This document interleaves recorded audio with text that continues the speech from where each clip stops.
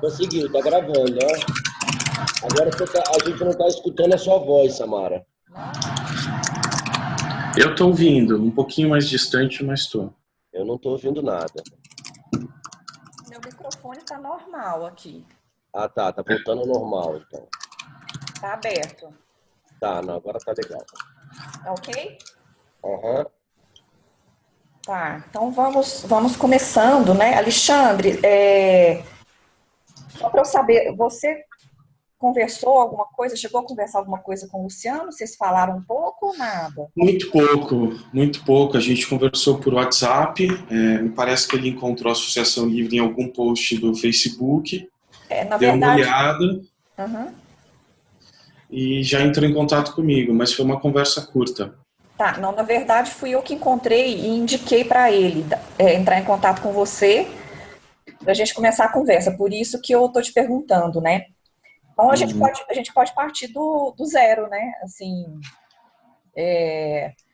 talvez você se apresentando, a gente se apresenta um pouco também, fala do que está acontecendo por aqui.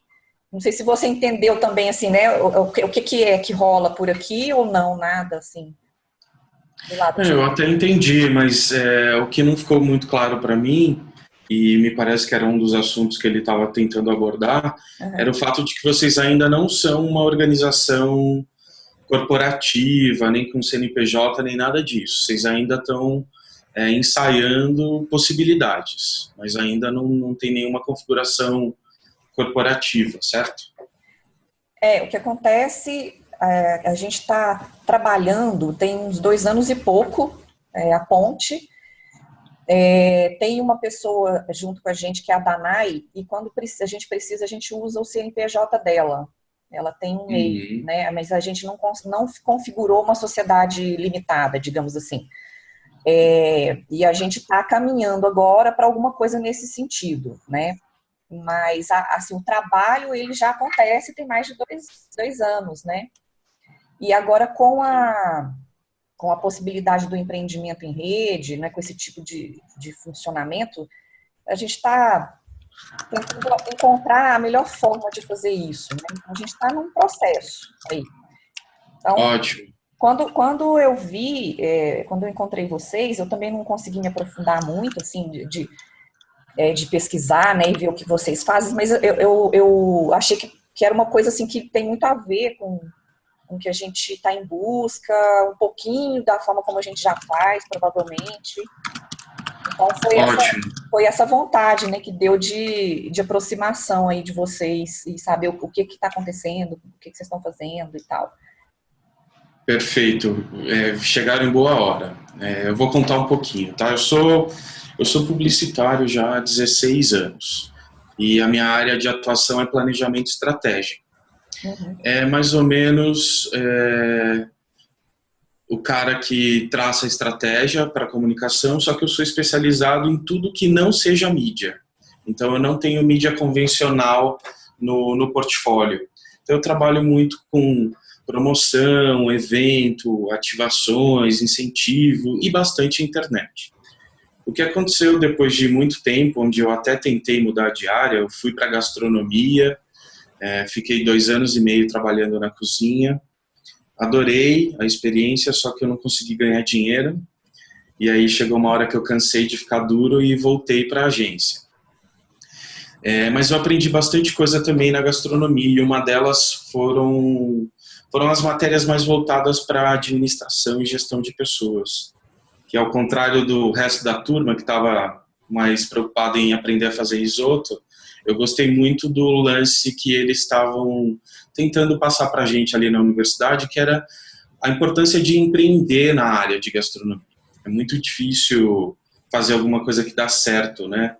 Então, eu usei muito do que eu aprendi em gastronomia para começar uma carreira de empreendedor.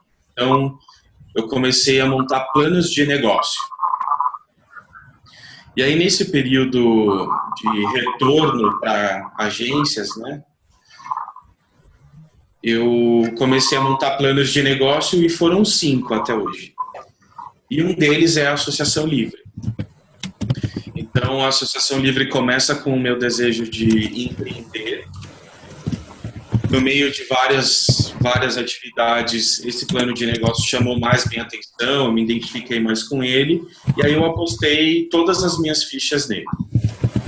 Então, o que aconteceu nos últimos 5 anos é que eu mantive a minha atuação como planejamento estratégico. Só que nos últimos 2 anos eu sou freelancer. Então, o que aconteceu é que eu consegui uma autonomia maior do meu tempo e do dinheiro, né, para poder operar além do dia a dia nas agências. Então, eu comecei a negociar, que era uma coisa também que não era muito parte do meu dia a dia, né? Fiquei 16 anos sempre trabalhando dentro de alguma agência, então eu tinha meu salário e não precisava fazer isso.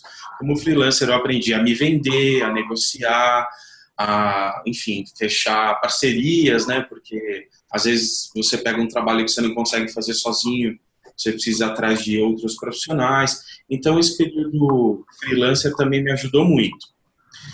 Mas no final, o core business, né, o que a Associação Livre faz? Nós fazemos sessões de brainstorming online. Então, eu peguei uma etapa do negócio das agências, né, da área que eu atuo há 16 anos, que é o brainstorming, que é uma área super consagrada no mundo todo mundo usa essa ferramenta para criar, para inovar, não só publicitários, mas todos os outros setores usam o brainstorming como técnica, e o que eu fiz foi adaptar essa técnica para ela acontecer na internet. Então, o nosso negócio central é juntar pessoas de várias áreas diferentes, né? Então, nós somos 32 em 6 países, e a gente se reúne online em times de no mínimo 4 e no máximo 8 para discutir uma questão central. E aí essa questão central é o ponto de partida de um brainstorm, que acontece todo em plataformas digitais. E a gente entrega não só o relatório completo, né, de toda a discussão, inclusive aquela ideia ruim que apareceu no meio do caminho, o chaveco, o palavrão, tudo que acontece na discussão o cliente recebe, e eles adoram isso, tem uma autenticidade interessante ali. E as agências costumam jogar tudo isso fora e leva só o projeto final. Então a gente entrega o processo inteiro para eles, com referências, com vídeos, com links e tudo isso discutido. E eu fecho também um Canvas, é uma página onde tem um mapa, um resumo, né, do problema central, né, que a gente trouxe, até o caminho que a gente percorreu e a proposta. A gente arrisca um palpite ali, o que o cliente deve fazer para resolver aquele problema que ele trouxe. Então, esse é o foco da empresa. O que ela tem de diferente é basicamente o fato de que ela hoje acontece na internet. E o segundo ponto, que eu acho que é o que mais interessa a vocês, é como eu formei essa empresa, né? Como que ela opera, como que eu distribuo dinheiro, enfim, como a gente trabalha, né? A parte burocrática, jurídica, contratos, eu acho que esse é um dos pontos que chama a atenção no nosso plano de negócios. Vocês querem fazer uma pausa, falar alguma coisa ou posso continuar? Você está sem áudio. Pode continuar, por mim. Posso continuar? Sim. Bom, então, como é que funciona, né? A gente precisava de uma... Caiu? Então, Rosana, só fecha o seu microfone aí, Rosana. Aí. Bom, a gente precisava resolver as questões burocráticas, né? Então, eu precisei conversar com muitos contadores e advogados, mas no final, quem realmente fez toda a diferença foi um mentor, ele se chama Ayrton Paiva, e ele é o cara que criou uma empresa chamada Gestão Origami. A Gestão Origami é uma empresa de sustentabilidade. Eles têm agendas de sustentabilidade as maiores do planeta. Eles atendem Petrobras, por exemplo, atendem a Vivo, Itaú. Eles já estão em operação há 6 anos. E o Ayrton montou uma empresa onde 100% das pessoas eram sócios. Todos, sem exceção, são sócios. Você chega lá, uma moça te recebe, te oferece um café, atende o telefone, ela é sócia. Você vai falar com um cara de gestão ambiental, ele é sócio. Você vai falar com um cara do financeiro, todos, sem exceção, são sócios. E ele contou essa história num workshop que eu fui, que tinha como tema Jornadas de Valor. E o Ayrton estava justamente tentando explicar para a gente que é possível empreender, é possível se distanciar do modelo tradicional, né, das corporações, e ainda assim ter uma empresa, né? Acho que o Rodrigo tem alguém com áudio aberto, né? Gabriel, só fecha aí também o vídeo, o seu microfone, porque senão dá interferência aqui na hora da gente conversar. Quem tiver com o microfone aberto. Alexandre, isso aqui, por exemplo, é uma coisa que acontece nessas interações, né? Como é uma coisa, essa conversa é uma conversa aberta para quem quiser. Então, por exemplo, hoje tem pessoas aqui que eu nunca vi na vida, né? Sim. Então, esse tipo de coisa acontece, tá? É só para te avisar, porque assim, muitas vezes a gente tem que dar uma pausinha, avisar para as pessoas como funciona, fecha o microfone, abre o microfone. Sem problemas. Só para você já ficar assim, familiarizado um pouco também como é que funciona a história aqui, tá? Ok, sem problemas. Tá, vamos lá. Bom, e aí o Ayrton apresentou a estrutura societária dessa empresa. E era muito interessante ver uma empresa que não tinha folha de pagamento, que não tinha funcionários. Inclusive, ele conta que ele teve problemas com isso. Ele chegou a ganhar concorrências, e aí na hora de fechar o negócio, a empresa falou, mas escuta, você não tem funcionário? Eu não posso fechar com uma empresa que não tem funcionário. E aí ele teve que, enfim, palestrar muito a respeito desse assunto até as pessoas compreenderem o formato da empresa. Mas, basicamente, são 3 instrumentos jurídicos que já existem no Brasil. Nada foi criado.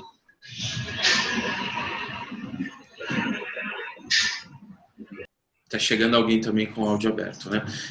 Então, esses 3 instrumentos são contrato social, que é o contrato social padrão.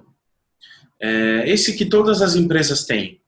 E a gente tem também, é uma limitada, né? Então, você é uma limitada, você tem um contrato social, onde você define as cláusulas principais, indica a porcentagem de cada sócio, ok, sem problemas. Um outro contrato define uma coisa importantíssima e que muda tudo. Ele se chama acordo entre os sócios. Esse acordo entre os sócios define que nenhum dos sócios vai receber prolabore. Isso quer dizer que um sócio, ele não vai receber um valor no final do mês, um lucro da companhia, pura e simplesmente por ele ser sócio. Ele só vai receber algum valor se ele trabalhar naquele mês. Então, ele precisa executar tarefas, ele tem que ter missões, ele tem função dentro da empresa, e é o executivo dele dentro da empresa que gera renda. Se ele ficar sem trabalhar, não há renda. Se ele trabalhar, ele ganha. E se ele trabalhar muito, ele ganha muito.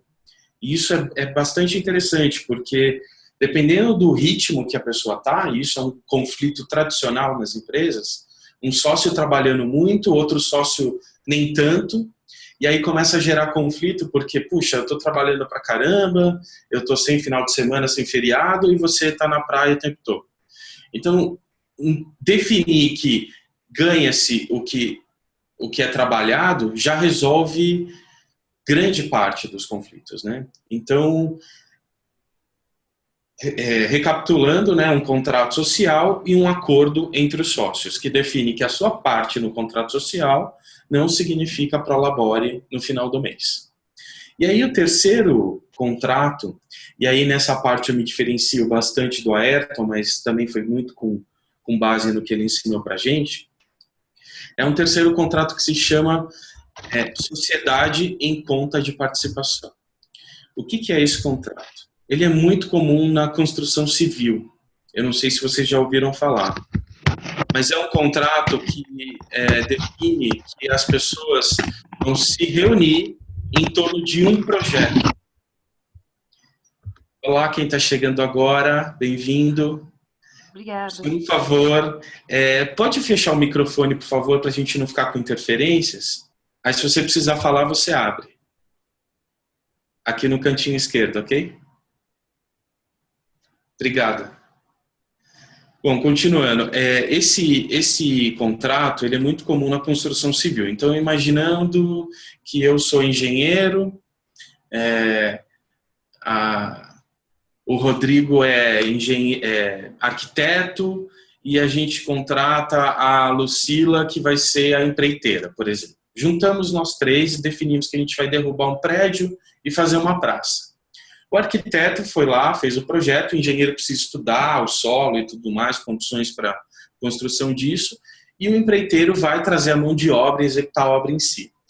A gente faz um SPC, ou um SPE, que é com fim específico. São bem parecidos. No caso, esse contrato, ele gera um CNPJ. Então, além do contrato social da minha empresa de arquitetura, da empresa de engenharia e da empresa que é empreiteira, a gente gera um quarto que se manifesta na presença desses três, é um quarto CNPJ, e toda a obra vai ser operada por esse CNPJ. O que acontece é que o dinheiro vai ser distribuído para os outros CNPJs dessa sociedade, e quando a obra acabar, a praça está pronta, inaugurou, pronto, cada um segue com a tua empresa, a sua vida, e essa sociedade se desfaz. Simples assim. Esse contrato, ele é muito leve, muito simples. E ele é muito comum no Brasil. Eu fico pensando onde é que eu estava esse tempo todo que eu nunca tinha escutado falar sobre isso, né? Porque isso resolveu grande parte dos problemas. Então, hoje a gente usa um SPC, uma sociedade em conta de participação, para reunir um time de pessoas que trabalha num projeto específico, que são discussões de brainstorming online. Simples assim. Então, eu tenho 32 pessoas que participam de um CNPJ, onde a gente faz essas discussões online, e quando vence o contrato, que a gente definiu a cada 6 meses, essa sociedade se desfaz. Isso significa que ninguém é meu funcionário, então nenhum dos colaboradores é CLT, né? Porque eles não têm horário, eles não têm que ir para um escritório, eles não respondem para um chefe, eles não têm e-mail da empresa, e mais do que isso, eles são ocultos. Na Associação Livre, a gente não apresenta a rede. A gente apresenta as especialidades, os países que nós estamos, o tipo de serviço que essas pessoas são capazes de fazer, enfim, portfólio, mas nunca o nome das pessoas. E aí vem um quarto contrato, que é o confidencialidade, que é fundamental para ambas as partes. Então, eu não revelo quem trabalha comigo e eles não revelam as informações que circulam dentro da rede. Então, a gente mantém também a segurança, né, que é muito importante quando a gente está falando de estratégia, que é o nosso estratégia, criação e inovação, né? Tudo isso precisa ser mantido em sigilo, né? Porque senão um concorrente passa a perna, então não podemos ter nenhum caso de espionagem industrial, seria isso, né? Uma pessoa que está dentro da rede fornecendo informação para fora, ela vai ser enquadrada como espionagem industrial. Então eu tenho um quarto contrato que define que as informações são sigilosas. A gente tem um quinto contrato que é de prestação de serviços, né, que a gente assina com os clientes que contratam a gente. E a gente está criando um outro contrato agora, que é para gerenciar as pessoas que estão se aproximando da Associação Livre, que começam a atuar na rede, mas se interessam em ser sócios também. Então, esse período onde a pessoa está trabalhando na rede como um colaborador para discutir, mas começa a acumular funções para se tornar sócio da empresa, ela recebe cotas. E ela vai se tornando sócia da empresa gradualmente. A gente até hoje não recebeu R$1 de nenhum colaborador, a gente recebe trabalho, né? Então, todo mundo que trabalhou com a gente até hoje foi acumulando cotas, e aí eu tenho um sexto contrato que gerencia essas cotas flutuantes até o momento em que a gente muda o contrato social e esse sócio entra efetivamente. Então, em linhas gerais, eu expliquei tudo para vocês. Assim, é assim que a gente opera nos bastidores, né? Contrato social, acordo entre os sócios, SCP, contrato de confidencialidade contrato de prestação de serviço e chama-se confissão de dívida, não lembro exatamente o termo, que é quando eu defino que eu tenho uma dívida com aquele colaborador, então ele tem cotas da minha empresa. Então são 6 contratos para essa empresa operar e funcionar. Oi, Alexandre, bom dia. Algumas Bom dia. dúvidas já que a gente tem conversado sobre SCP já tem algum tempo, é uma proposta que está fluindo também dentro do Empreender-se, e a gente está tentando encontrar um caminho para encaixar a ponte nisso. Minha primeira pergunta é o seguinte, então você define de 6 em 6 meses esse SCP, e aí depois desses 6 meses você redefine quem são os sócios ocultos e resolve tudo. Não é por projeto, é por tempo. Eu defini um único objeto. O objeto desses contratos são discussões virtuais, em salas secretas. Eu não lembro exatamente, eu posso até depois mostrar. Mas o objeto é justamente o core business da empresa. São discussões de brainstorming online. E aí, esse contrato tem um período. Eu renovo as assinaturas a cada 6 meses e, naturalmente, alguns saem, outros entram, e aí eu consigo manter a rede totalmente legalizada, né, funcionando e operando. Então, eu já tenho 2 contratos. Eu montei o primeiro, uma primeira geração, e agora, em janeiro, a gente está assinando já com a segunda geração. O que vai acontecer é que, no meio do ano, a primeira geração vai vencer. E aí eu vou assinar novamente com essa turma, colocando pessoas novas e tirando outras. E aí no final do ano que vem, ou em janeiro do ano que vem, vence o outro contrato. Então a cada 6 meses eu vou ter um contrato vencendo, e aí é a chance que as pessoas têm de entrar, né, para a rede. Tá. E aí você falou sobre essa questão de que o SCP ele gera um novo CNPJ, além do CNPJ que já estão nos sócios ostensivos. Exatamente. Então, o que vai assinado na prestação de serviço para a pessoa que está contratando é o CNPJ da SCP? Não. É isso que eu queria entender. Como é que funciona? Não. Os clientes sempre contratam a Associação Livre e Limitada. Tá. Então, eles sempre estão falando diretamente com a pessoa jurídica, que hoje sou eu e minha sócia, Fernanda Menezes, e a gente tem mais 2 sócios que estão naquela situação que eu expliquei, né? Eles ainda não entraram no contrato social, mas já estão atuando como sócios. Então, a empresa sempre contrata a nós. A gente é que contrata o SCP. Então, nós somos o sócio ostensivo do SCP, a gente aparece lá como responsável, e todos os outros trabalham com a gente. Então, o cliente não tem condição de contratar essas pessoas direto. Nem seria legalmente possível. Tem que ter um sócio ostensivo, um responsável por aquilo. Tanto é que qualquer problema que acontecer, seja ele fiscal, jurídico, trabalhista, seja lá o que for, é a limitada que assume. Nada respinga no SCP. Então, as pessoas não têm nenhuma responsabilidade. Por isso que o cliente nem aceitaria contratá-los direto, porque, é um grupo de pessoas, mas e aí, eu falo com quem? Quem é o responsável aqui?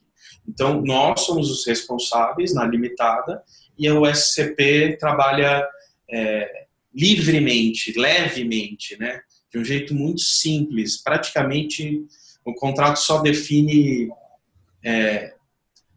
a circulação de dinheiro. No final, esse CNPJ, ele não é um contrato de trabalho, ele é um contrato de circulação de dinheiro em relação a algum trabalho. Então, o que eu faço é um informe de rendimentos no final do ano, dizendo, olha, a limitada, esse contrato social aqui da limitada, transferiu o dinheiro via esse CNPJ da SPC, do SCP, para essas pessoas. E aí eu indico o CPF. E aí eu dou um informe de rendimento para cada um, e essas pessoas, por sua vez, têm que declarar o imposto de renda. Porque eu declaro. Se eles não declaram, a Receita vai pegar. Então a Receita pega, a Associação Livre distribuiu 50 mil reais aqui durante esse ano. Esse 50 mil foi para onde? Foi 2,5 para o Rodrigo, foi 10 para fulano, 5 para Beltrano. E aí esse informe de rendimento, ele tem que bater para a Receita Federal da Baixa. Então, o informe de rendimento é a chave que legaliza a circulação de dinheiro. Aí, só para tirar uma dúvida com você, o informe de rendimento é anual? Porque, assim, a gente está tentando aqui também entender fazer com a contabilidade. Os contadores estão de cabelo em pé quando a gente apresenta a proposta, porque eles falam sobre uma dificuldade de poder justificar essa entrada desses sócios ocultos, como repassa esse dinheiro, como que faz esse controle. Então, eu queria que você falasse um pouquinho mais disso, como está acontecendo aí para a gente. E porque você falou, né? Então, por exemplo, tem uns 6 meses de contrato do SCP. O informe de rendimento vai no final. Como é que você está fazendo esses acertos? É mensal? O projeto tem um prazo de recebimento e vai para o projeto? O que está acontecendo, assim, na questão do repasse? Que isso é uma coisa que a gente também está aqui tentando adaptar. Saber como que a gente faz o repasse para as pessoas que estão participando junto com a gente. Bom, a empresa é muito jovem, né? A gente tem 5, 6 meses agora. Então, eu ainda não tenho um ano fiscal completo para falar para vocês. Mas, pelo menos, o que está planejado acontecer é que, independente do colaborador ter trabalhado 1 mês, 3 meses, 6 meses, ou renovado e trabalhado o ano inteiro, não importa. É um informe de rendimento no final do ano. Então, digamos que um colaborador entrou e lá para março, abril, ele abandonou, não quis mais. Não há imposição, né, para que a gente obrigue alguém a trabalhar. Lembra, né? Eles não são meus funcionários. Então, eu convoco quem vem, vem. Quem não vem, eu não tenho nenhum poder para obrigá-los. Então, se a pessoa está envolvida com outros projetos, arrumou um emprego CLT, enfim, aconteceu alguma coisa na vida dela, que ela se distanciou e parou de gerar receita, ainda assim, no fim do ano, eu vou dar um informe de rendimento para elas, informando toda a apuração do período. Então, não importa, pode dizer para o contador que não importa. 1 mês, 12 meses, 3 meses, não faz diferença. Um informe de rendimento no final do ano e toda a circulação é legalizada na declaração do imposto de renda. Então, eu posso fazer a movimentação mensal, repassando o que entrar do projeto, sem problema nenhum, e só fazer essa conferência no final do ano. Exatamente. A outra coisa, o sétimo, né, digamos assim, o sétimo contrato, mas não é bem um contrato, é uma coisa que a gente vai assinar anualmente, que é uma declaração de quitação. Então, o colaborador, quando ele recebe o informe de rendimento, a gente pede para ele assinar uma quitação. Então, ele assina dizendo que ele recebeu tudo que ele tinha para receber ao longo do ano, que não há mais nada pendente, que o informe de rendimento bate com o controle dele e que ele dá quitação a tudo. Isso é uma forma da gente se proteger também, né? Porque o colaborador, ele fica, às vezes, ausente, ele retorna, ele não tem um controle tão rígido, digamos assim. Então, no final do ano, a gente assina esse último documento aí para dar baixa aqui no nosso departamento financeiro mesmo, né, de que tudo foi pago. Então, Alexandre, muito bom. Só para adiantar uma coisa, amanhã a gente tem uma outra interação às 18h30, onde a gente vai falar dessas coisas todas. Aí vai ter advogado lá, vai ter contador, e se você pudesse participar com a gente seria maravilhoso, porque eu acho que você vai ter muito para contribuir assim, escutar um outro lado de coisas que estão acontecendo e que talvez você possa trazer uma luz e talvez até a gente trazer algumas outras coisas para vocês e eles também, né? Seria muito legal.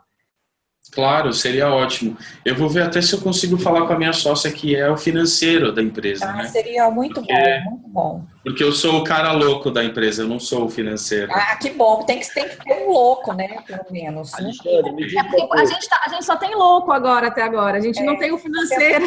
Preciso. Eu encontrei a minha financeira. Ela não quer vir trabalhar com a gente também, não? Junto? Acho que sim, viu? Acho que sim. A gente pode se apresentar. Ela está como a empresa é muito jovem, a operação ainda não é volumosa, tal. Ela tem tempo ocioso, ela poderia sim trabalhar com vocês. Sim, eu acho que tem devem ter outras pessoas já também fazendo esse caminho aí, né? Me parece que é um caminho bom, e aí a gente está descobrindo, né, como fazer, no empreender, se isso também está acontecendo, né, mas aí em busca de coisas que eu acho que talvez vocês já tenham encontrado. Assim. Pois a gente compartilha. Deixa eu perguntar, Alexandre, você falou que tem um contrato onde o sócio que trabalha mais ganha mais. Como é que você consegue medir isso? É através de sistema? A gente tem o acordo entre os sócios define isso, né? Ele juridicamente diz que todos os sócios abrem mão do Prolabore e que estão receber de acordo com o que eles trabalham. Juridicamente está resolvido. Na prática, a gente tem usado plataformas digitais também. Então, eu trabalhei bastante tempo com o Runbrandit. Eles conseguem, inclusive, fazer um cálculo de horas trabalhadas. No final, a gente não usava as horas, a gente usava mais a tarefa, né? Então, cada tarefa tinha ali a sua valoração. Então, quando a gente tem os trabalhos para serem executados, por exemplo, eu tenho um sócio que está na Austrália. Ele é o cara de interfaces digitais, né? Ele é um cara de user experience, né? Então, ele tem feito tudo que a gente precisa em relação a plataformas digitais. Então, quando ele vai fazer um projeto novo, por exemplo, como ele criou agora o nosso Hub, né, ele juntou todas as ferramentas que a gente usa num site, com login e senha, ele passou um orçamento. Ele passa um orçamento de quanto custaria o trabalho para ele. E aí, ao invés de pagá-lo em dinheiro, ele está transformando isso em cotas da empresa. Porque ele entende que ele trabalha, às vezes, R$ 3.600, e transformado isso em cota, pode ser que esses 3.600 daqui a um ano valham muito mais. Então, ele está investindo mão de obra, assim como todos nós. O único que colocou dinheiro mesmo, eu coloquei perto de R$ 45 mil nessa empresa, não foi muito. Mas coloquei muito capital intelectual, muitas horas de trabalho, e tudo isso foi mensurado. Então, não só da minha parte, como da Fernanda, minha sócia financeira, como do Nava, que está na Austrália fazendo a parte digital, o Marcão, que é o cara que faz os treinamentos, né? Ele é o Relações Humanas, que a gente chama. Então, todo mundo tem funções que custariam muito caro se eu tivesse que pagar. Mas as pessoas estão topando trocar trabalho por cotas dessa empresa nova.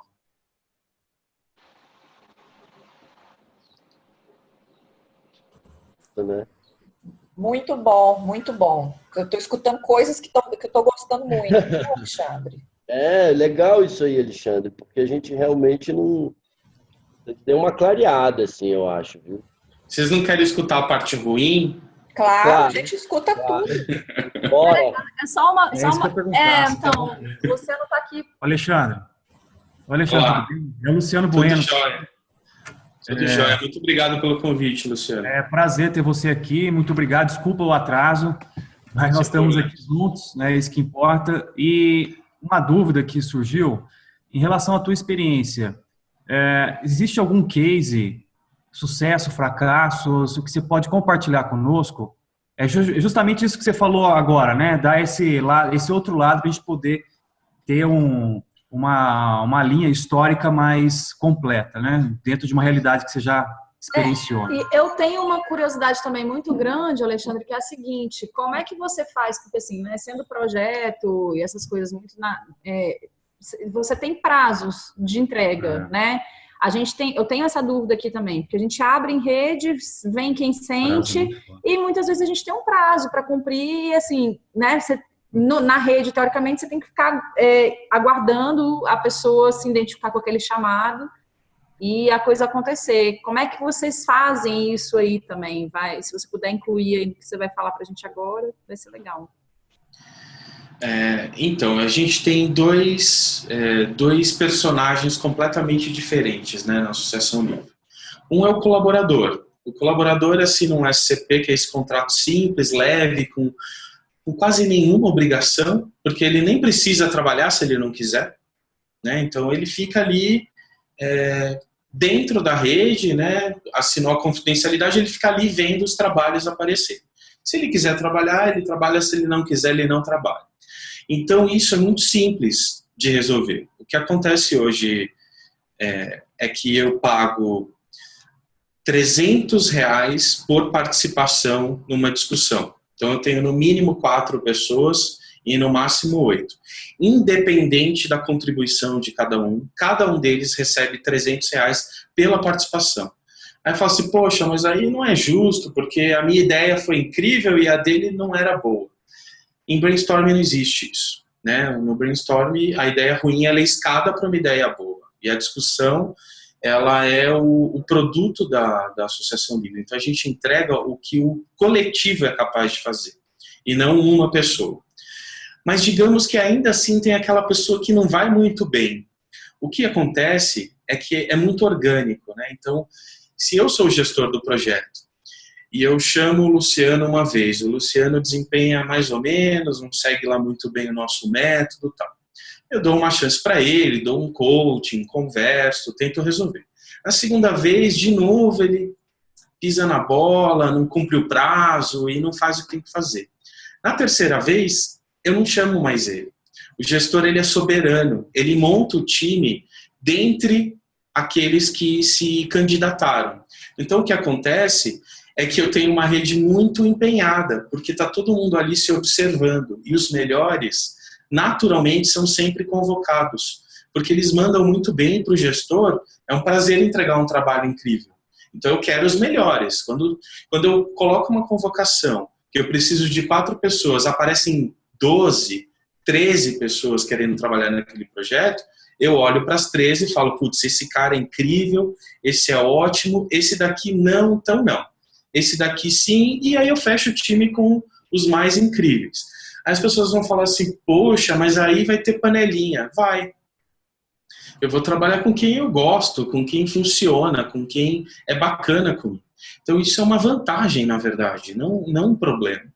Porque numa empresa você tem que trabalhar com o cara que está ali do seu lado, fazendo corpo mole. Às vezes ele é teu chefe, ele não está desempenhando o trabalho dele, você tem que lidar com isso e é tudo muito dramático. Na Associação Livre não tem drama, trabalho é trabalho. Eu posso adorar beber com o Luciano, ir para o bar e achar tudo incrível, mas na hora do trabalho eu não gosto de trabalhar com ele, então eu não vou trabalhar. E idem, se alguém quiser fazer isso comigo, não há problema nenhum, porque se o outro gestor, como a gente se reveza, o projeto pode vir de qualquer pessoa, o gestor ele é soberano para escolher a equipe. Então, se ninguém te escolhe, olha que coisa boa, traz você um trabalho, muda de papel, então você que vai começar a escolher a equipe. Então, isso tudo é muito orgânico, eu não preciso influenciar isso. Eu não tenho que criar mecanismos para obrigar as pessoas a trabalharem. É tudo muito simples, muito leve. E aí, na verdade, é um líder, né? O gestor ele é o cara que trouxe o trabalho, que conhece o problema do cliente, que criou a questão central, porque ele tem que sintetizar aquilo de uma maneira muito inteligente, né?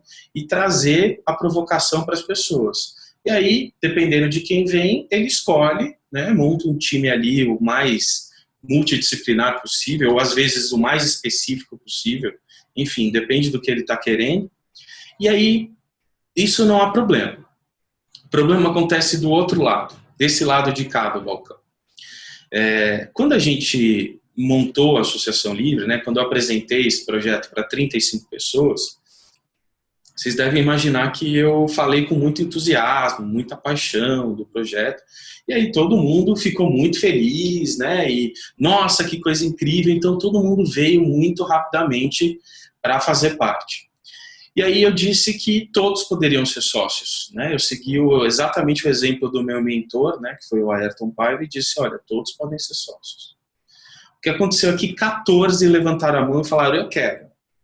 Desses 14, na semana seguinte, quando eu mandei o primeiro e-mail, 3 já desistiram. Foi só o calor ali do momento. Dos 11, caiu para 7 nas primeiras tarefas. No primeiro ciclo de tarefa, 4 já abandonaram e já foram fazer outra coisa da vida. Um casou, outro separou, outro filho nasceu. Acontecem coisas na nossa vida também. Não é só descaso, não é só falta de vontade. Às vezes a gente não consegue mesmo. E normal, não há problema nenhum. De 7 foi para 5, para 3. Eu estava para lançar a empresa e tinha uma pessoa a mais. E essa pessoa, eu olhava para ela e falava, meu Deus, ela não está preparada. Ela não está entendendo tudo que a gente está fazendo, ela não entendeu, ela não teve dedicação para olhar contrato, ela não quer ver número, ela não tem envolvimento nenhum com o negócio. Por que ela quer ser sócia, meu Deus do céu? E aí, eu e a minha sócia, né, que já estava comigo desde o início, a gente decidiu que ela também não entraria. Então, no final, eu não consegui nenhum sócio. De 35 pessoas, nenhum. E foi muito frustrante para mim. Essa foi a parte ruim, né, que eu queria contar para vocês. A verdade é que, assim, o movimento do trabalho em rede, dos coletivos, né, de tudo isso que a gente está falando, e muitas outras pessoas estão falando também, ela é muito romântica ainda. Porque a gente sonha com tudo isso, mas na prática é trabalho. E trabalho define competência, responsabilidade, resiliência, um monte de coisa que a gente esquece na hora que está ali, né, empolgado. A gente está falando de comprometimento real, né? Porque para fazer não tem ninguém mandando, não vai ter horário, e se a pessoa não estiver comprometido, acabou. Pois é, e aí o que aconteceu é que, como ninguém se comprometia, tudo foi caindo nas minhas costas. Então, eu era o único que não podia desistir, né? Eu já estava ali envolvido até as tampas, já tinha dedicado 3 anos e meio da minha vida no plano de negócios, então eu não tinha essa opção de falar, eu não quero, agora eu não quero, eu não tinha essa opção. Então, o que aconteceu é que eu acumulei muito trabalho, então eu tive um ano muito difícil. Acho que como todo empreendedor, né, mas no meu caso eu não me preparei para isso. Eu achei que eu teria muitos sócios. Eu achei que as pessoas realmente viriam para perto, que elas iam assumir, que era o sonho delas se libertar da vida tradicional, né, corporativa. Só que na prática isso não aconteceu.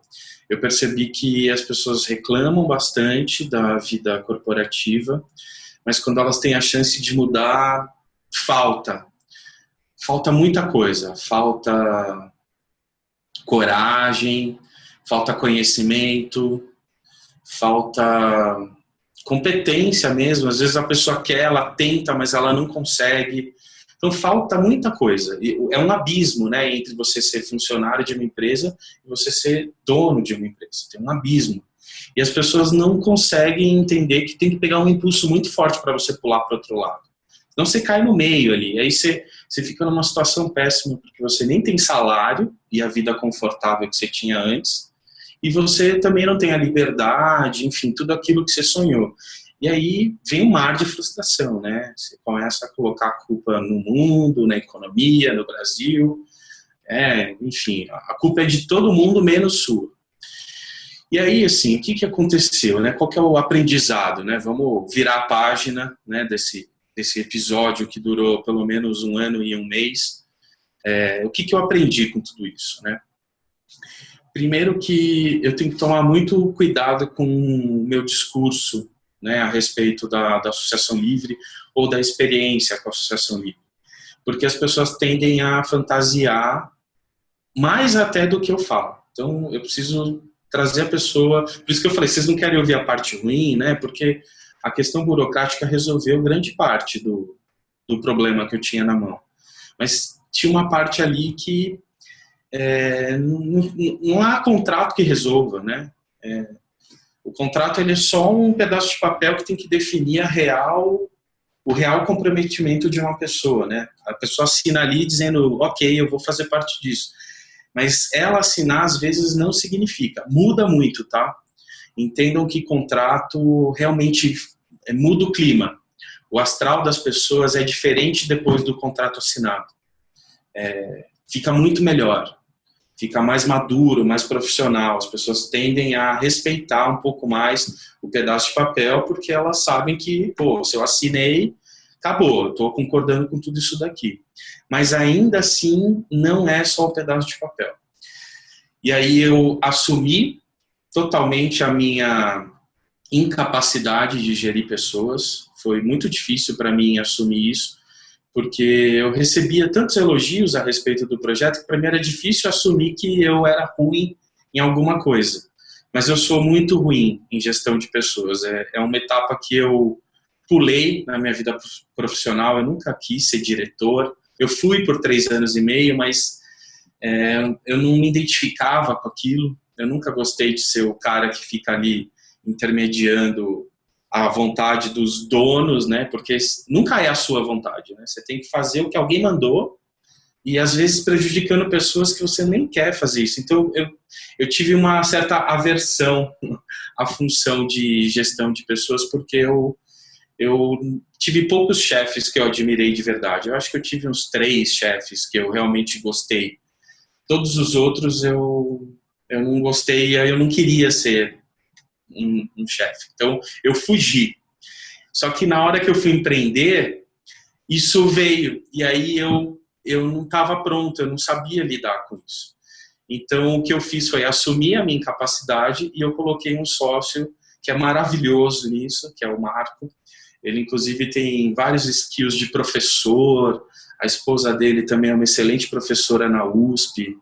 Enfim, eles são um casal bastante voltado para essa de gestão de conhecimento mesmo. São inteligentíssimos e amáveis e tem uma maturidade em relação à inteligência emocional que me falta às vezes. Eu sou muito mais prático, né? Como eu sou planejador, eu planejo, eu quero que aquilo aconteça. Se alguém não está conseguindo, eu acho que a pessoa está com problema. E eu tenho dificuldade de trazer essa pessoa. Então, o meu sócio tem feito esse papel muito bem melhor do que eu, assim como a Fernanda faz a parte de finanças muito melhor do que eu, e como o Nava faz a parte de TI muito melhor do que eu. Então, no final das contas, assim, o que a gente precisa fazer é assumir a nossa incapacidade também, né? Porque empreender é uma coisa de herói, mas você não é um super-herói, né? Você vai fazer uma coisa bem difícil, que você vai precisar se superar, mas isso não quer dizer que você vai amanhecer com uma capa e sair voando, não é verdade. Legalzão aí, Alexandre. Deixa eu te fazer uma pergunta. Participação de cotas, quando você dá anual ou de 6 em 6 meses, é que você retira os que saíram e coloca os que entraram, é isso? Não, as cotas da empresa, elas são só dos sócios ostensivos, só de quem está no contrato social, na limitada. Então, se a gente recebe um investimento, vende parte da empresa, só os sócios ostensivos vão ganhar um dinheiro bom.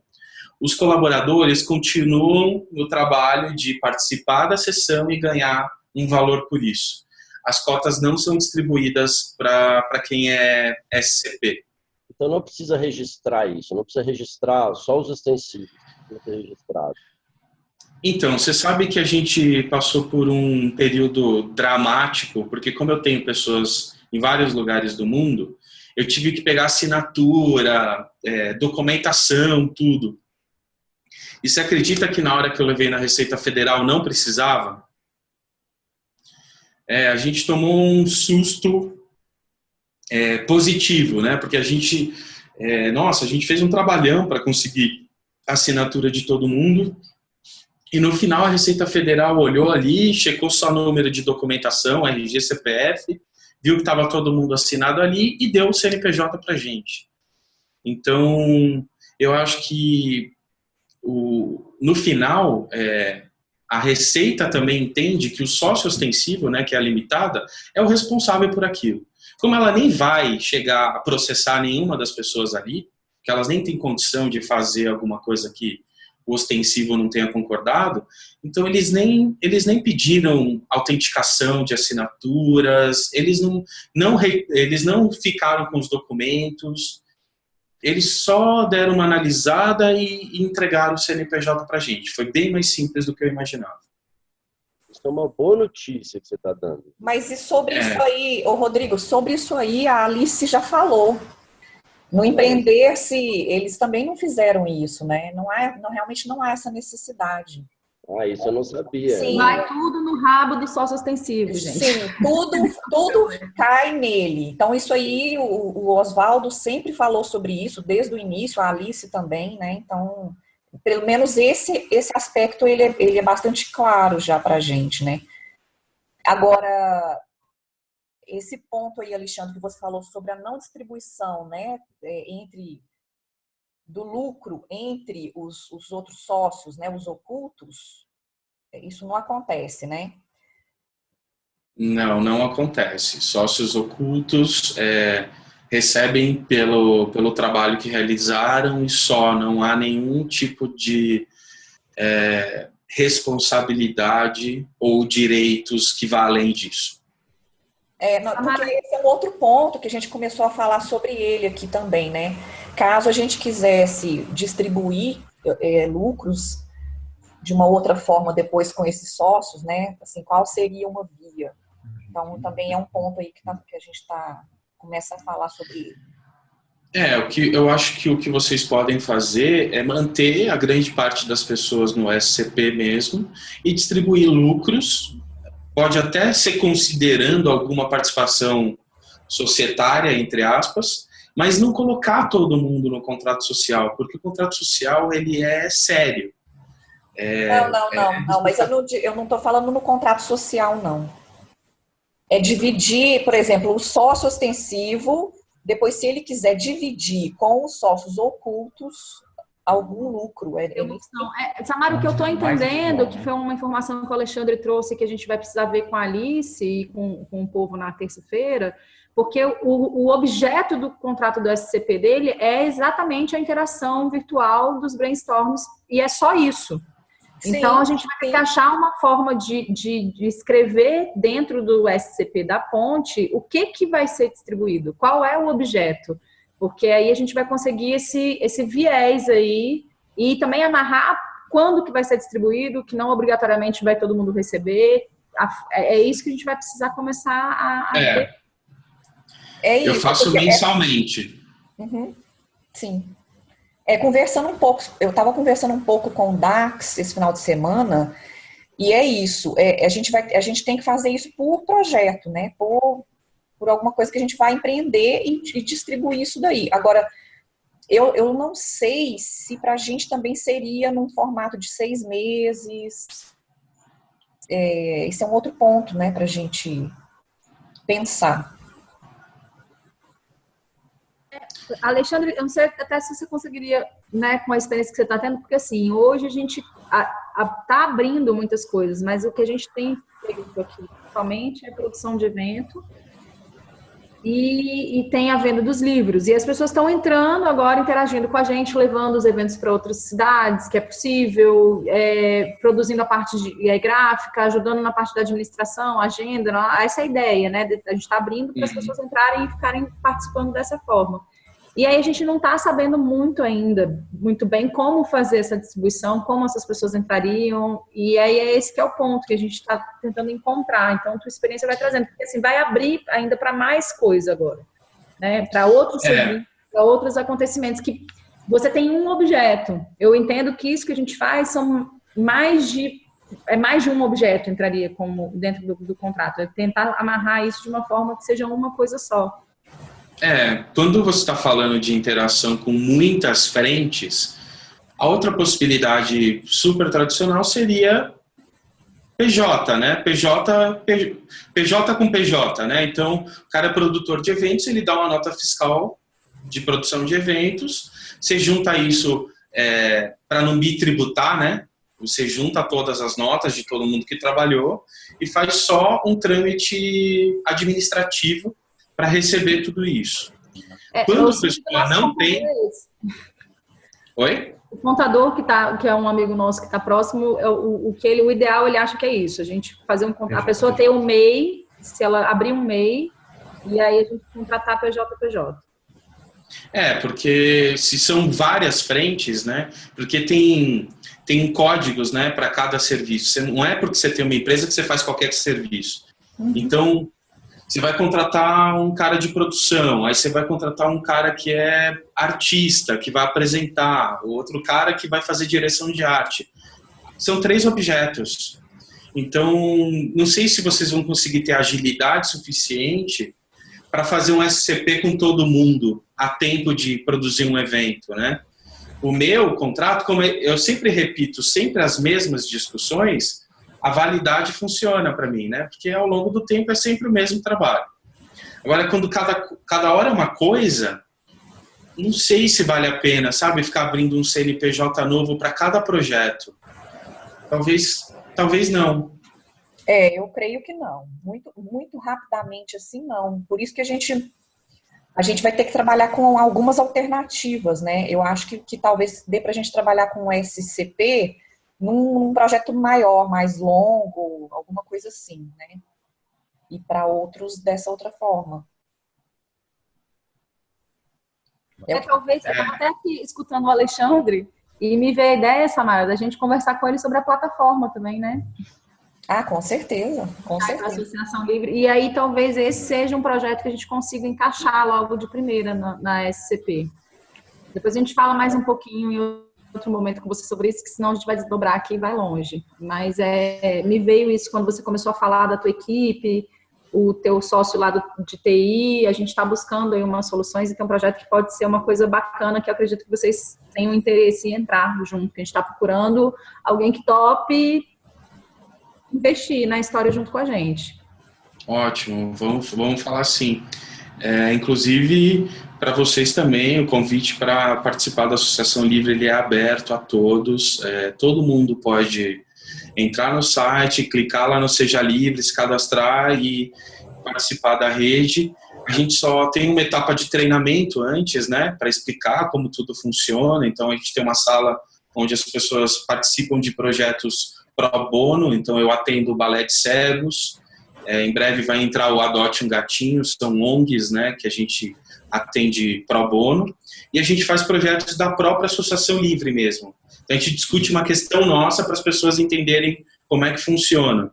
Então a gente tem essa etapa de treinamento, mas logo depois as pessoas estão aptas, porque não tem seleção, né, como eu falei, é muito orgânico, todo mundo pode trabalhar com a gente.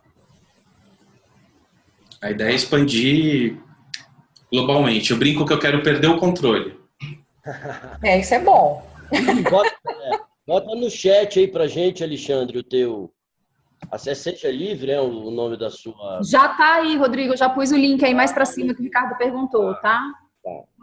Peraí, deixa eu ver se tá privado aqui, pode ser por isso. Tá privado, peraí.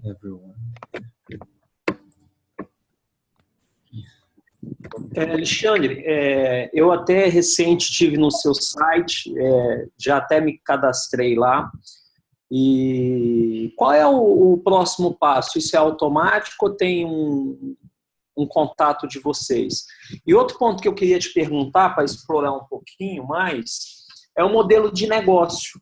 Porque, pelo que eu entendi você falando, você remunera R$300 a participação do Brainstorm, mas essa remuneração vem direto do cliente que demandou. Como é que é o modelo de negócio de vocês? Porque todo esse trabalho, quando envolve muitas pessoas, e eu sou de uma área muito tradicional, que eu fui empresário de TI por 20 anos, então esse negócio, quando junta muita gente, e aí tem muita boa vontade, muita disposição. Então, uma coisa que eu sempre preocupo e tento entender é o modelo de geração de caixa, porque não adianta só o envolvimento, porque todo mundo tem conta para pagar. Então, se você puder explorar um pouquinho como é que é o modelo de negócio, como é que ele acontece, eu te agradeço. Tá. Bom, primeiro você disse que já se cadastrou, né? Quando as pessoas se cadastram, a gente convida elas para uma sala chamada Lab, a L-Lab. Então, você precisa já ter acesso a isso. Se você não teve, você tem que escrever para a gente. Depois a gente manda um contrato de confidencialidade. Esse é o primeiro contrato que todo mundo, sem exceção, tem que assinar. Porque depois que você entra na rede, você começa a receber informações confidenciais. Então, a primeira coisa que a gente pede é confidencialidade. Depois disso, é um treinamento rápido mesmo, que a gente pede, em média, a participação em 3 discussões internas ou pro bono, e aí você já está apto para trabalhar e receber pelo trabalho. Bom, como que é o nosso modelo de negócios, né? Durante o plano de negócios, eu estava com essa dificuldade, foi muito difícil chegar em números, né? Porque como que eu vendo insights, né? Quanto custa isso? E também não é hora de trabalho, porque eu posso ter uma ideia em 20 minutos, o outro demorou 3 dias, a questão também não era o tempo. Então a gente fazia muita piada, né, no meio do caminho, e uma piada que ficou recorrente era que o cliente comprava um mini momento. Então ele comprava um momento do Rodrigo, um momento do Luciano. Então, esse mini momento que ele comprava tinha um valor. Ah, mas quanto que é esse mini momento? Não importa, é o tempo que eu peguei a sua questão central, parei para pensar nela, usei meu repertório, meu know-how, elaborei para você um ponto de vista, trouxe referências e mandei isso para você. Se eu fiz isso em 15 minutos ou em 3 dias, não importa. Então, o momento de eu parar para pensar no teu problema era o meu mini momento. E aí essa piada do mini momento, não, que é o mini momento de um, do outro, não sei o quê, virou o MM. Então a gente tem uma, digamos assim, uma unidade monetária dentro da Associação Líder que se chama MM. Então tudo é vendido e cobrado em MMs.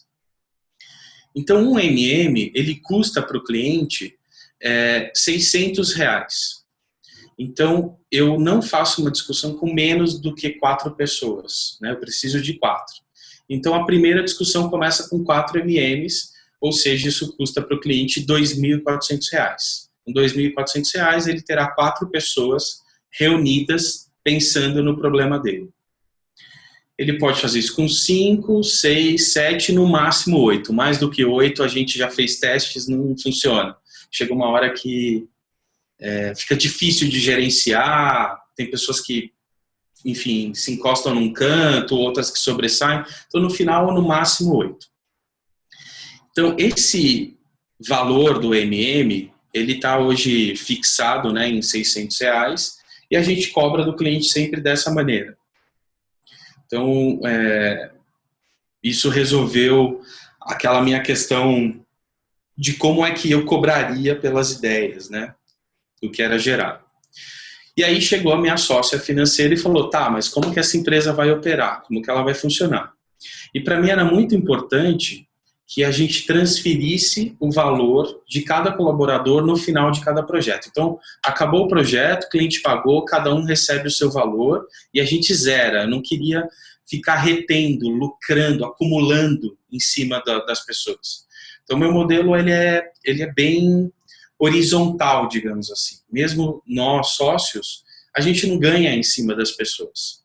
A gente ganha quando a gente trabalha. Então, se eu trago o trabalho, se eu gerencio o projeto, se eu participo de discussões, eu ganho dinheiro. Se eu não fizer nada, o dinheiro vai circular na empresa e não vai vir R$1 para o meu bolso. Então, o que a gente fez? Pegamos esses R$600 e desmembramos esse valor em porcentagens, né? Então, do 100% de um MM, né, de R$600, 50% vai para o bolso do colaborador. Então, metade do valor vai direto para o colaborador que participou, então R$300 vai para o bolso dele, sem nenhum tipo de desconto. Então, ele recebe R$300 na conta dele, no CPF dele, sem emitir nota, nada. Ele recebe R$300 limpo, sem nenhum tipo de esforço fiscal, nada disso. R$300 vai para o bolso dele. Os outros 50% são divididos da seguinte maneira. Primeiro, o gestor do projeto. O gestor do projeto é aquele cara que ele foi até o cliente, conversou com o cliente, captou esse cliente, é um contato dele, né? Ele montou um briefing, ele extraiu uma questão central, ele trouxe a questão central para a rede, ele selecionou as pessoas, acompanhou toda a discussão, fechou os relatórios e foi lá no final apresentar o resultado. Ele trabalha pra caramba, esse cara. Né? E digamos que o projeto é dele, né? Ele que trouxe o trabalho. Então, para esse cara hoje, a gente paga 18%. Então, 18% vai para o bolso do gestor do projeto. Então, ele ganha... fazer uma conta rápida aqui, que eu não sei de cabeça, mas ele ganha, deixa eu abrir uma calculadora, 400 vezes 18%.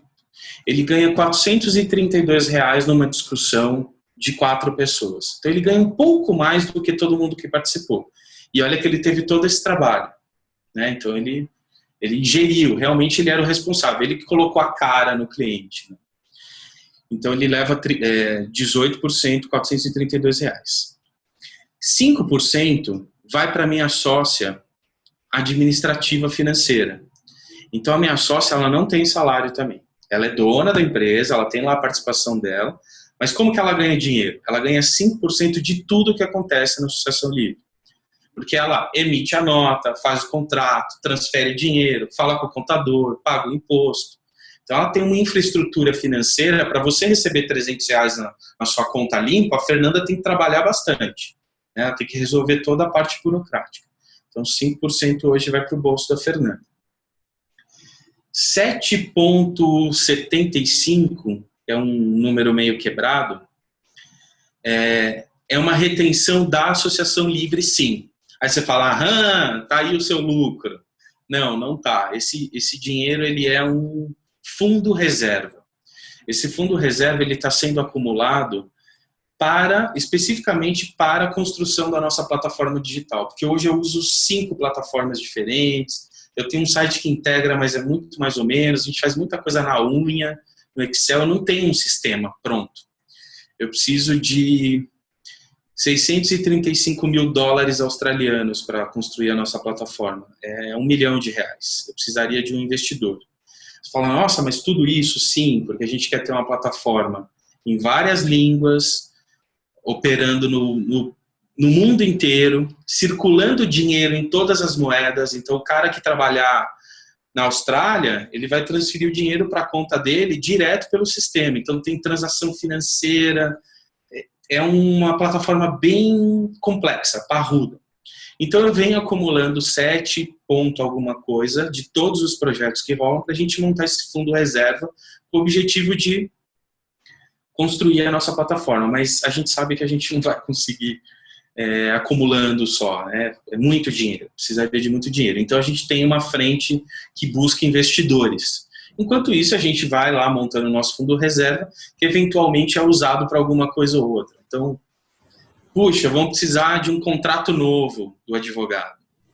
Pô, vai ter um custo. E aí? Aí, quanto tem no fundo reserva? Quanto a gente pode usar? Os sócios deliberam, decidem, e a gente usa o fundo reserva eventualmente para algumas despesas da empresa. E aí vem a penúltima,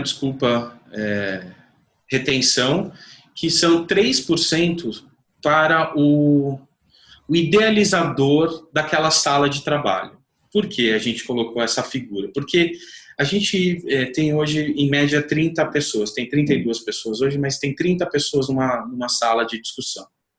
Chega gente nova, sai outras, tem que ter um cara ali que ele é o guardião daquela sala. Ele sabe como funciona o método, ele treina, ele ajuda. Se tiver alguma questão acontecendo fora das regras, é ele que interfere. Então, esse cara, ele leva 3% dos jobs que acontecem dentro daquela sala para ele ser o síndico, digamos assim. E aí, por último, 16,33 para Dilma, o imposto. A gente tem 16,33 de uma limitada, com lucro presumido, é um imposto alto. Eu, na minha ME, pago só 6%, a gente paga 16,33. Então, fazendo uma conta rápida e recapitulando, tá? 50% vai para o colaborador, 16,33 vai para a Dilma, 18% vai para o gestor, 5% para a Fernanda, que é a sócia financeira, 3% para o dono da sala e a diferença, menos 100%, 7,67 é o número exato, é o nosso fundo reserva. Esse é o nosso modelo de negócio. Legal, obrigado, André. Alexandre. Gente, eu vou precisar encerrar em alguns minutinhos. Vocês têm algumas considerações, ficaram dúvidas? Vocês querem me escrever, marcar um outro dia? Olha, na terça-feira agora, não sei se você pode, 18h30, a gente tem uma interação, como a Samara falou, da contabilidade, né? A gente está nessa, mas você abriu a mente da gente, pelo menos a minha. Sim, Alexandre. Que bom. Se você puder estar amanhã e fazer o convite para a Fernanda, assim, vocês vão ajudar muito a gente, porque a gente é leigo, né? A gente está escutando você falar, acho que como você também chegou aí nessa história, e a gente está tentando trazer gente, contador, a Alice, que é a advogada que vem tocando, que acho que pode esclarecer muita coisa, né? A experiência que vocês estão tendo aí. né? E é legal, essa coisa que você traz da porcentagem, isso já também facilita muito, porque a gente consegue entender o que dá para ir realmente para o pote, para o fundo de reserva, como você fala, e o que realmente vai ser repassado para quem está participando efetivamente da administração e do projeto. Acho que isso é uma coisa que está faltando até em alguns momentos no Empreender-se. E pra gente... Maravilhoso mundo dos números. Exatamente. Pra gente, a matemática sistêmica, né, Samara? Eu lembrei muito. Ela existe, né? Ela existe, não pode ser negada, né? Eu pensei muito agora no Luciano, enquanto que é um facilitador nosso, um parceiro que é constelador, e a gente tem conversado com ele sobre esse modelo de negócio em rede. Ele falou exatamente algumas coisas que você disse agora, dessa visão romântica, de ser uma coisa que traz muita gente, as pessoas se empolgam num primeiro momento, mas que realmente não vai para frente, que precisa ainda de um amadurecimento muito grande para isso se tornar realmente da forma como é pregado. E vamos ver como é que a coisa fica, né? Muito bem. Eu vou indicar para vocês depois mais 2 coletivos daqui de São Paulo. Um deles eu faço parte, que é o coletivo Reverte. Vou colocar aqui no chat, tá? Para vocês terem isso. E a Dervish, não sei se já ouviram falar. Esses 2 coletivos operam também na área de comunicação, marketing. Eu participo do Reverte e a gente também tem trocado muita informação, muito aprendizado aí na trajetória. E eu acho legal vocês se conectarem a eles também. Tá ótimo, Alexandre. Então, amanhã a sala vai ser essa mesma, tá? Se der para vocês participarem com a gente. Combinado. Vou avisar a Fernanda e confirmo com vocês hoje, talvez com o Luciano pelo Messenger. Tá, maravilha. Gente, muito prazer, muito obrigado. Força que vai dar tudo certo. Tá, vai sim. Tchau. Até breve. Até mais. Obrigada, Alexandre. Quem quiser... Obrigado a vocês. Valeu, Alexandre. A gente continua essa conversa, então. Valeu. Até mais. Tchau, tchau. Até Obrigado. mais. Valeu. Eu tenho uma pauta aqui que eu queria fazer com vocês de Brasília. Você pode ir, Alexandre. Que é a pauta da casa lá na Palhoça. Viver uma casa. A Dionara disse de uma casa lá, mas ela não me deu retorno. Eu estou com alguns Zap imóveis. Eu posso dar uma olhada? Lógico. Uma casa para gente, aí a gente disponibiliza 10 pessoas. Vai olhando. Quantas pessoas já estão confirmadas? Vamos ver quantas aqui. Eu estou confirmado. O Luciano também. E vocês? Eu também. A Danai, 4. 4. A Andréia falou que vai também. Ela só não pode chegar lá muito cedo, mas ela quer ir até dia 17, ela chega. 5. O Luciano Alves deve ir com mais uma pessoa, já são 7. Tem meu sobrinho. Camille, que eu não sei se vai levar alguém que nós temos que ver com ela. Então, assim, tem que ser uma casa, já pode olhar uma casa maior, que com certeza vai aparecer mais gente. Okay, é uma casa para 10 pessoas, pelo menos. Mínimo. 20 pode ser também, né? Porque assim, já tem 10. Olha tudo. Brasília, tá, vou fazer isso. Olha, aí, eu acho que vai aparecer mais gente, mais agregada. Não, lógico, eu só para saber. Rodrigo. Casa Branca, né? Rodrigo, tenta além do Zap Imóveis aí, o Airbnb. Isso. Porque o Airbnb a gente pode achar uma coisa mais barata e lá tem de tudo quanto é tamanho. Como é verão, deve ter muita coisa anunciada. Pois é, e a própria Dionara, né, o Rodrigo, mas o legal seria que se fosse próximo mesmo lá da pedra, né? Ela falou de um campo grande, que é do lado ali do campo ali. Que dá para ir a pé. Ela falou, dá uma olhada nela, né?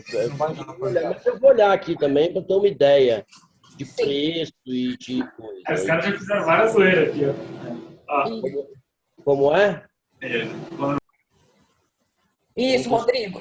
Se for mais perto lá vai ser ótimo, né? Pra gente não ter problema com deslocamento. Pedra Branca lá, né? Palhoça Pedra Branca é o bairro, não é isso? Pedra Branca, isso. A praça lá, tem uma praça. É praça, não é bairro, não? Eu não sei se é o nome do bairro, deve ser o nome do bairro, mas é assim, porque tem uma praça lá onde ficam onde as coisas acontecem, né? Outra coisa que era legal também... Pessoal, Pedra Branca é um condomínio da cidade de Palhoça. Então não é um bairro, não chega a ser um bairro, não, Douglas? Na verdade, acho que é um bairro planejado, é algo mais... É um bairro.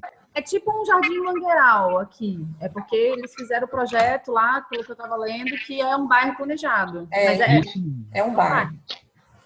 Sim. Outra coisa que seria legal também, depois, né, isso é uma coisa posterior, de repente uma van, sei lá, sabe, meio que para todo mundo, pelo menos fazer um traslado de alguma coisa se precisar, né, ou se estiver longe, sei lá, sabe, meio que ver quanto custa, de repente não é tão caro assim. Não, você está falando lá no local? Eu não sei como é que é, onde é que a gente vai ficar, Samara, vai estar longe, vai ficar perto, vai que precisa de um carro para fazer alguma coisa, né, e levar as pessoas, às vezes dá, às vezes é viável, entendeu, financeiramente, dependendo de quantas pessoas tem. Eu acho que isso vai depender primeiro definição do local, né? Porque se a gente ficar... Lógico, eu tô só dando uma ideia posterior ali, porque rola, e aí às vezes é viável financeiramente. Quantas pessoas vão querer participar disso, deixar à disposição quantos dias, ou 1, ou 2, ou 3, sei lá, sabe? Rodrigo, isso é legal. Rodrigo, você viu a sugestão da Fabiola? Não, qual foi? Eu no chat agora, para poder abrir isso, né? Colocar isso aberto lá no Empreender-se, lá naquele postzinho do Pedra Branca, para poder expandir. Mas, paralelamente a isso, não vamos parar de fazer a nossa pesquisa também, né? Claro, não, eu vou fazer já. Mas é legal abrir, para ter mais alternativa. Já, menino. Eu acho que a gente precisa começar a pesquisar para ver o que está aparecendo e qual o tamanho das casas. Eu vou dar uma olhada aqui. Abrir cada um e vamos juntando, porque não também, vai conseguir ficar todo mundo no mesmo lugar, entendeu? Claro que não, mas eu estou dizendo, se a gente pega uma casa de 20, 10 a gente já está. E se quem quiser entrar nos 10, e quem quiser se comprometer de quando a quando, né? E tem um período, por exemplo. A gente está chegando dia 11, vai ficar até dia 26, e vocês ficam quando? Aí chega depois ou não, paga a mesma coisa, tem que pensar assim, né? E botar, e assim, se a gente vai, por exemplo, do dia 11, do dia 12 ao dia 25, vamos supor, reservar a casa, a gente tem que reservar esse período, independente se alguém chega dia 14, dia 15, sabe? E aí tem que entrar na onda isso. É fechar uma coisa, se comprometer com a parada e dividir com as pessoas, e quem quiser chegando, até fechar o número de pessoas, paga a cota que tem que pagar. Isso.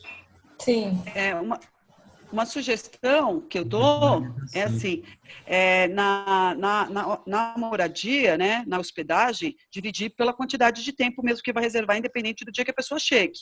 E fazer um outro rateio sobre alimentação, porque aí realmente, se a pessoa não vai estar, aí a alimentação vai ser diferente mesmo e não vai ter um custo. Mas da casa não vai ter jeito, vai ter o custo de 15 dias, de 15, 10 dias, independente do que a pessoa vai estar lá. Claro.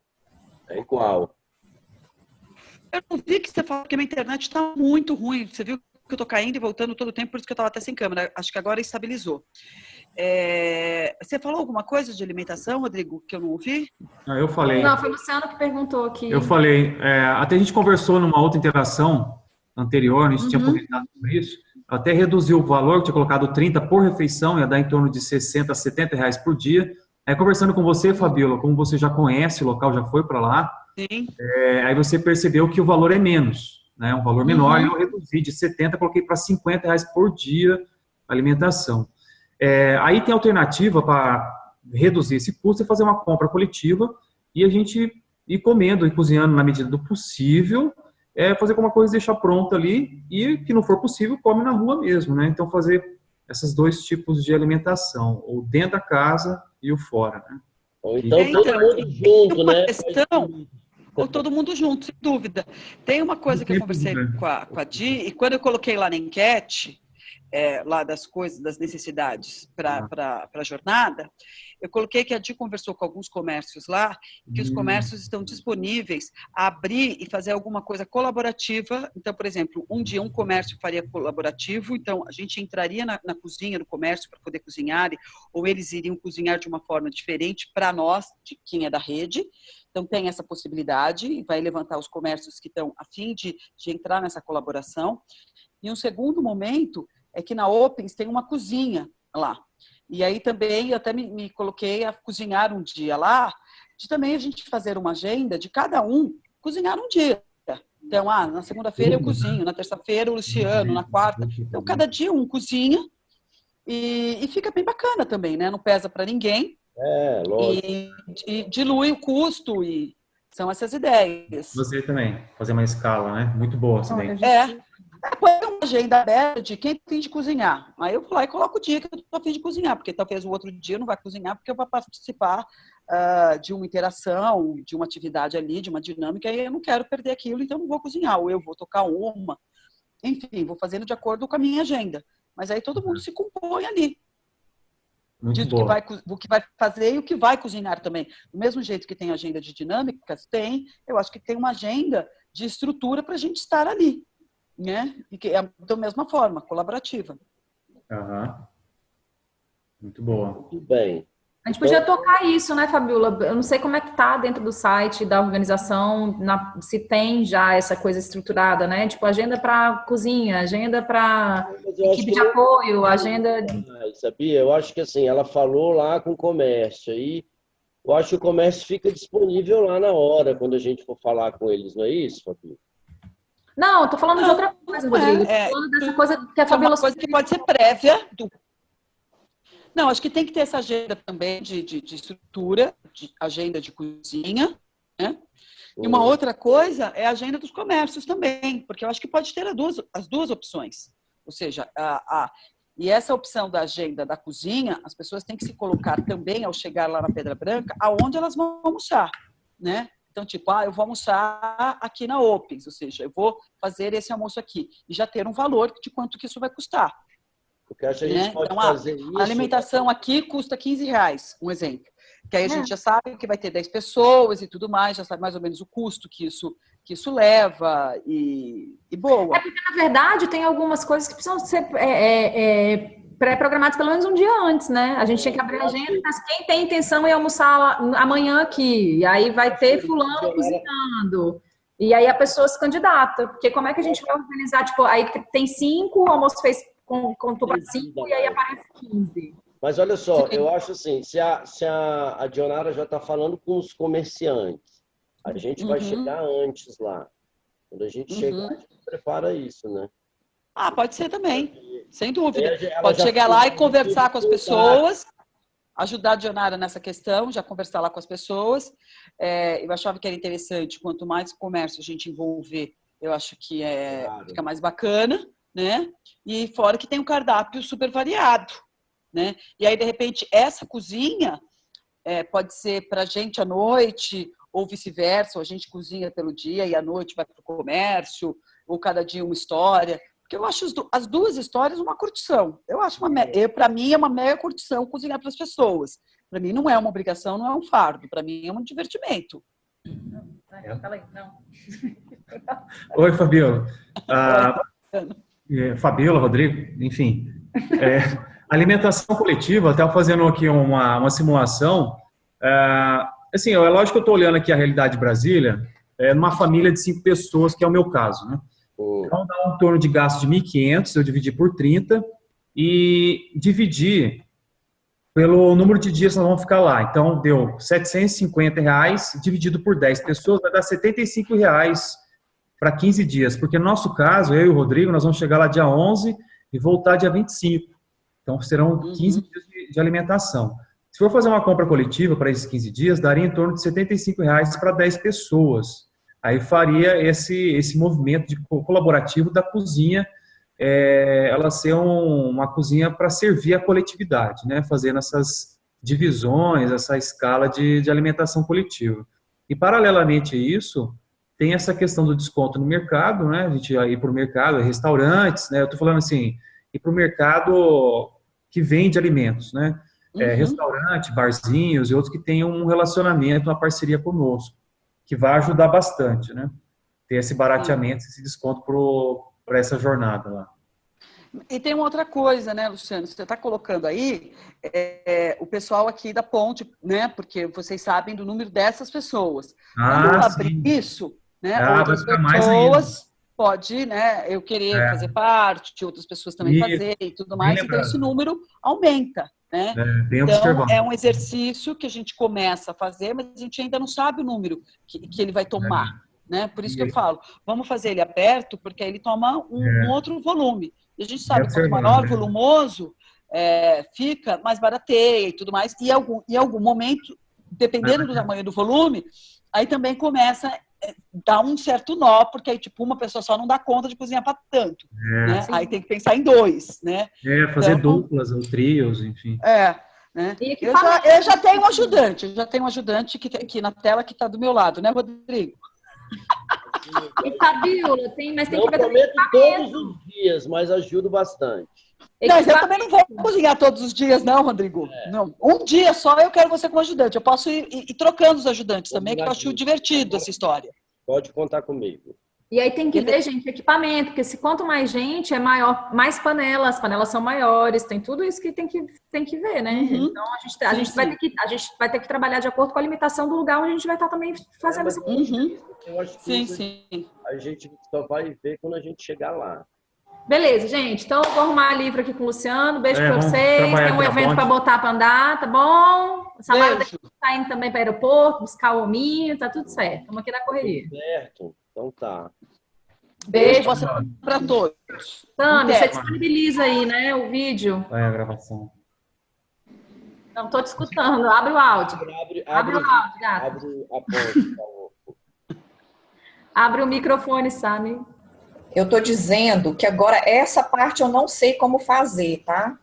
Não, a hora que você fechar, ele vai pedir para salvar aí o vídeo no seu computador. E aí você vai subir ele lá para o YouTube, para a página da Ponte, para depois distribuir o link. Tá, obrigada. O Douglas ajuda, né, Dou? Tá, é porque a única coisa que tá difícil agora é porque o arquivo vai descer para dentro do seu computador. E aí você vai precisar mandar, se você não conseguir fazer, você vai ter que mandar esse arquivo para alguém. O arquivo é pesado, é só isso. A hora que você fechar a janela, ele vai salvar dentro do seu computador. Tá, então deixa ele salvando aqui, depois a gente vê o que faz. Não, depois chama a Samara que eu te ajudo. Calma. Aí você vai baixar, aí você vai ver lá com a data de hoje. Vai pegando, é autoexplicativo, cara. Você tá bom. É verdade. Tá bom, minha gente, eu tenho que sair, tá? Para de publicar no Facebook um pouco, para de publicar e faz isso. Tá, eu tenho muitas outras coisas para fazer hoje, tá? Beijo, tchau. Tchau. Tchau, tchau.